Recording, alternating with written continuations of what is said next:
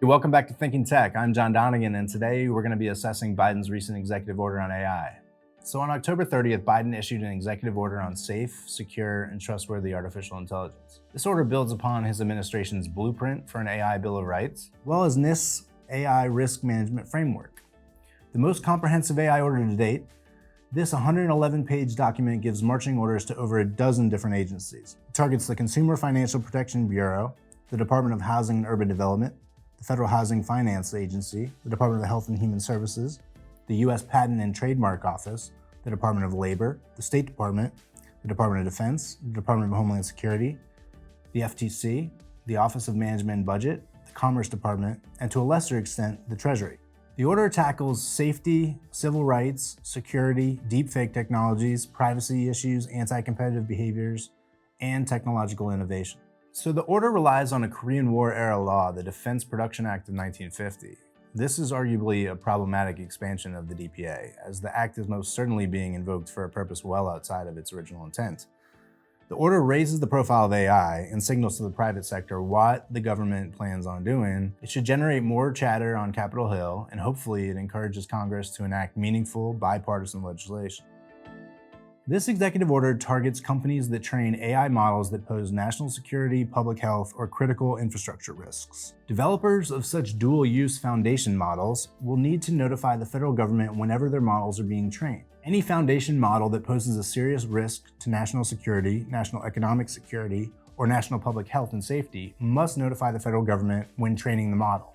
And they must share the results of all red team safety tests. And so NIST will develop the standards for all the red team testing by August of next year, and the Defense Production Act is being used to compel these AI developers to share their results. Biden's administration has already signaled that they will enforce this mandate through the DOJ, if they need to. So in order to keep AI models out of the hands of foreign adversaries, the executive order requires developers of these dual-use foundation models to provide regular reports to the Department of Commerce.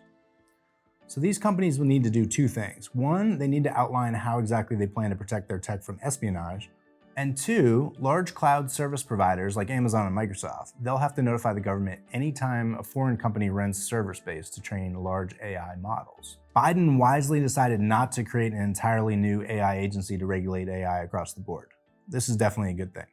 Instead, he's asking the existing federal agencies to address AI risks within their areas of expertise. That said, the order does create a White House AI Council, but this council is just coordinating all the various activities. It'll be staffed with reps from 28 different agencies. And each agency has 60 days to designate their own chief AI officer. The Department of Homeland Security already has one, Eric Heisen. So the Department of Homeland Security and the Department of Defense have been ordered to create an operational pilot program over the next 6 months. The goal of this program is to test the use of AI technologies to discover vulnerabilities in U.S. government networks. So the executive order stresses the need to create an AI workforce. The State Department and the Department of Homeland Security have been asked to streamline visa applications for non-citizens who travel to the United States to work on, study, or conduct research in AI. The order includes a directive to the Department of Commerce to provide Congress with some guidance for content authentication and watermarking to clearly label AI-generated content. So the federal agencies will begin using these watermarking tools, essentially setting an example for the private sector. Interestingly, the order also calls for Congress to pass comprehensive privacy legislation, perhaps something like a federally mandated data privacy law similar to the EU's GDPR. And it tackles the government's involvement in the data brokerage industry. Firstly, the Office of Management and Budget has orders to find out exactly how much personally identifiable information the government buys. Then, after reviewing the government's purchases, federal agencies are encouraged to set guidelines on how they collect, use, and share data from data brokers. Lastly, the order encourages agencies to adopt high-end privacy technology to protect any data they do collect. So, where does the executive order fall short? As we talked about before, the companies developing these dual-use foundation models that pose national security risks, they have to perform these red team tests and provide the government with all the results. Now, if this database of collected information were to be exfiltrated by a bad actor, this would be disastrous. Let's talk a little bit about tech leaders' involvement in the process.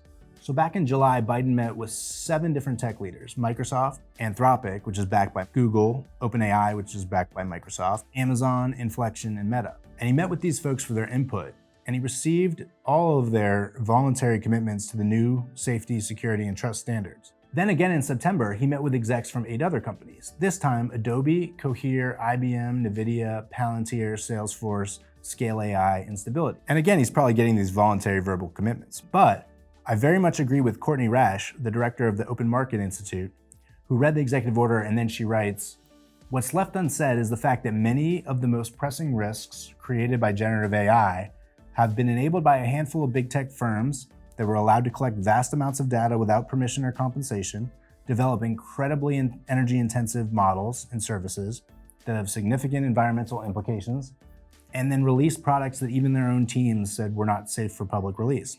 So in summary, this is just an executive order. It can be overturned in a second by the next president. And this order is just step 1. Step 2 is the budget battle, and step 3, hopefully, entails bipartisan AI bills introduced by members of Congress. However, given the current dysfunction within the US Congress, passing meaningful AI legislation may be a challenge. In all likelihood, we'll see AI legislation out of the EU way before we see it out of the US. In fact, AI laws out of the EU should arrive as early as next year. So this brings us to the end of the episode, and we'll see you next time on Thinking Tech from Managed Engine Insights.